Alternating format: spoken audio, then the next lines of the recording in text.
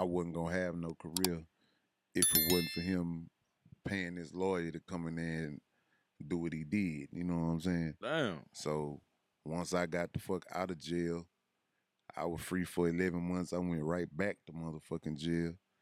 So I ain't really pick up too much at Rap a Lot, man. I just, I turned in a record. He'll give me some bread when I start doing a record. I turn the record in. He'll give me the other half of the bread, and then that's it for me and Jay for the year. Oh. And I'm doing my shows and shit. So other than that, like, I ain't really pick up no business. I mean, I picked up a lot of sayings from Jay. You know what I'm saying? But I ain't pick up too much business from him. What kind of sayings you picked up? Association bring about similarities, shit like that. So if you hanging with a lazy ass nigga, what do you expect to be? You know what I'm saying? And his probably his favorite, let you yes mean yes and you know mean no. You know what I'm saying? There's a lot of motherfuckers out here promise you something and then, not deliver on that shit, and then you end up wondering why you got a stain on your name out here because you ain't keep it real to what to what you said type shit. So I mean, like I got a lot of shit like that from him. Actually, the one thing I probably did get from him, it ain't business, but I learned how to want shit from watching him. You know what I'm saying? Like, first piece of money I got, like, if you in the hood, you know hood shit. So I get about $100, $200. First thing I'm thinking is back then is this syrup. This shit was $25, $30 a line. Yeah. So I'm like, okay, I want to go get some syrup. That's how we know. Syrup, get some weed. I can give me a 3.5 and I can give me a deuce with $150. So I'm finna pull up a deuce of syrup. What's a deuce? 2 ounces of codeine. What that mean when a nigga say pour up a four? What that mean? Shit, I mean 4 ounces of codeine. Okay. Yeah, and I mean I was drinking that shit back then. So all you knew how to do was what you been doing. So, I'm rapping with people around the hood and shit. Ain't nobody really trying to, ain't nobody teaching you how to man up. You know what I'm saying? So it's like shit, I've been pole hustling, give me some money. Like I say, give me a deuce because I couldn't afford the four. Give me a deuce, give me a 3.5 or something. But back then it was that top flight shit we was smoking. So a nigga smoked this bullshit and you think you high and it's cool. All right. Then the bread come, now it's like, oh, I'm gonna go get an 8. And I'm gonna get a half. So I'm gonna get a half ounce, so I'm gonna get 8 ounces.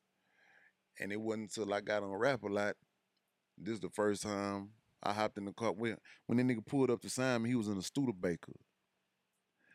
And I Like the little van joint? Nah, this like some shit you would expect to see Al Capone, one of them Al Capone type of cars, like Bonnie and Clyde. Like he was in like one of them motherfuckers like with the shits from the 30s, 40s type shit. Okay. Yeah, he was in one of them. That's Okay. what he came to the pool hall to sign me in. And I'm like, what the fuck is this? You expect for some type of white man in a dinner coat to hop out, but it was this nigga J.Prince. And I was like, that shit look crazy. I ain't never seen no nigga no shit like that. Then you get to Rap a Lot.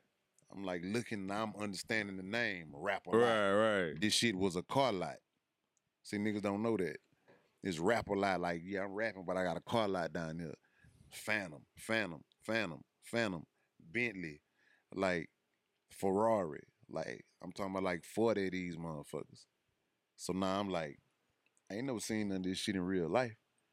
So I'm just watching. I go upstairs, like, nigga, office was expensive, like wood everywhere. And I'm like, okay, I've been rapping for a little while.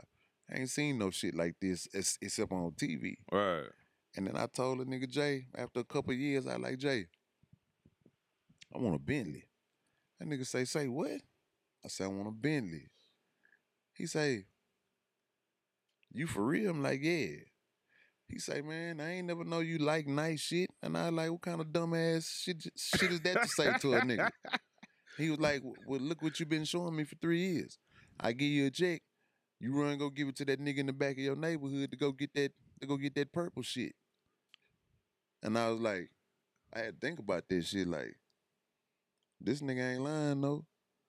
Cause soon as a nigga like, man, here go 50,000. I'm finna go buy all the syrup.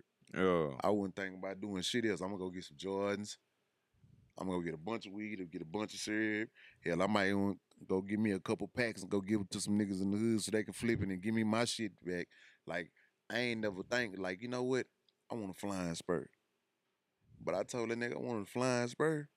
And so I had one of them hoes the next day. And I was like, nigga, you mean all I had to do this whole time was tell you I wanted one of these motherfuckers and you was gonna get it? Yeah, but you around here being a dope fiend, so I thought that's what you wanted. Hey, it's your favorite cousin at the cookout, Rico Ramil. Check out my brand new book, Get Rich and Praise God, man, on Amazon.com right now. Everything you need to learn how to secure that bag like a boss is right here in this book, man. I went from sleeping in a 1984 Buick LeSabre to living full-time off the gifts I was born with. And I want to show you how to do the same thing, man. Get Rich and Praise God, man, on Amazon.com right now. Check runners. Check runners.